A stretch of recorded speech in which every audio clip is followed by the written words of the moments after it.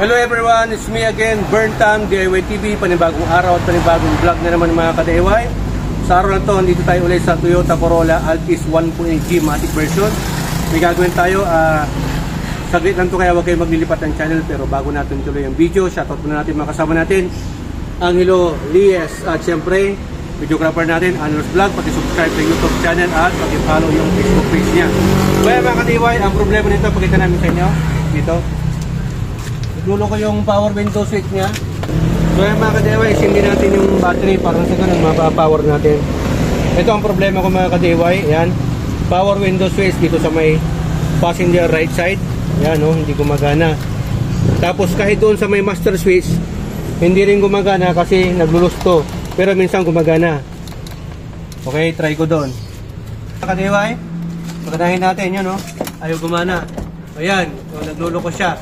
Dito mapapagana mo, pero dyan, pakitamaan. Wala. Hindi siya nagana, di ba?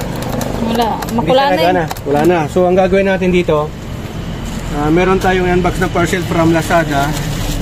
Ayan, ayun na natin yung code, yung manufacturer, yung year model ng sasakyan. Tapos nakahanap tayo pang Altis, Bios at iba pang sasakyan. Ayan yung part number niya mga ka-DIY. Siyempre, mahal na mahal natin. Peace, not war. Ayan na. So, meron tayong yung bago. Ito lang yung papalitan natin, buo. Okay? Yung link kung saan store ko nabili, lagay ko na lang sa description below. 700 pesos es. Yan. Kasama ng shipping. Pero mas may mahal pa dito. Yan yung original. Ito, 1.5. Yan lang. Wala tayong papel. Original kaya replacement. The unit ko ito is, tuloy ko this one. Tournicles. Yan, gamit lang kayo ng Phillips screw. Hindi mo na kailangan tanggalin ng buo yung pintuan. Ito lang.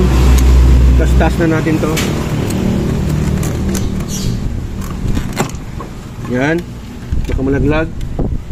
Yun, ganun lang mga ka-DIY. Tanggalin natin yung socket. Merong pipress dito. Yun. Tapos, ito tatanggalin natin. Wait lang. Tanggalin natin dito mga ka-DIY. Iusod lang natin to, yung lock niya. Sige. Yun. Tapos may isa pa dito. Kailangan mo lang itulak tong parang nakaklip dito yung lock niya, yung dalawa. Tapos sugutin natin. Dahan-dahan. Yun. Try natin. Compare natin. Yan. Medyo may discrepancy ng konti. Kasi ito talagang original, may part number. Yung port niya, ito medyo maluwag, ito medyo masikip. So, pwede rin babasan nyo to, tab-taban nyo ng konti. At panggasin ng tapyasan nyo diisit. Kunda, shoutout nyo sa Regabalian tayo, San Carlos. Okay? So, ikasya natin. Tsaka ito medyo malapad. Ito medyo cute. Pero dito, sakto lang naman. Pasok natin. Diba? Ito medyo virgin pa to kasi yun nga. Pilit nyo na lang bandahan tapos shoot. Try natin kung bababa. So yan mga ka-DIY, ilagay na po natin para matesting na po natin. Ganyan lang po. Yun. Testingin natin, bababa ko po. Yun, gumana na po. Taas. Yun. Taas. Okay, so ganun lang po mga ka-DIY yung proseso. Sundan nyo lang po. Yes, pagka-uni na, yan, tinipan natin uli na maigi para sa ganun iwas po sa short circuit. Baka mamaya magdikitan yung positive at negative. Doon po nagkakaroon ng sunog o spark. Siyempre, ingat po tayo kasi di bali ng manakawan, wag lang masunugan. Kasi pag nasunugan to, sunog lahat. Parang ganyan, diba? So okay na yan. Tapos talagay na po natin ng ganyan. Tapos manaunahin kasi may dito, lock, yung guide niya. Oops.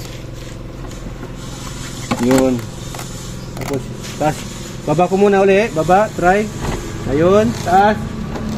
Galing. Yun, galing. Nagana. Thank you sa sealer. So, lagyan na natin yung Phillips screw. Boss. Tama yung nabili. Tama yung nabili. Okay? Sige. Kaya lagyan na natin yung Phillips niya mga ka-DIY. Basic lang po ito. Wala na po ibang tatanggalin. Ito lang naman. Ngayon, kapag hindi nyo kabisado, mas better paggawa nyo na lang po sa certified technician, mga electrical, gumagawa ng mga power window, power motor, ganun. Yan, okay na yan. Diba? Mahigpit po talaga yan. So, okay na, ayos na yan. Yan, so hoping na may natutunan po kayo ulit sa content natin sa ngayon mga ka-DIY. Short vlog lang po to. Dito sa SPT, natuto ka na, nakatipid ka pa dahil sa SPT, sharing is Caring. caring. Ayan, maraming salamat. To God will be the glory. Burn Times. Signing off. Signing off.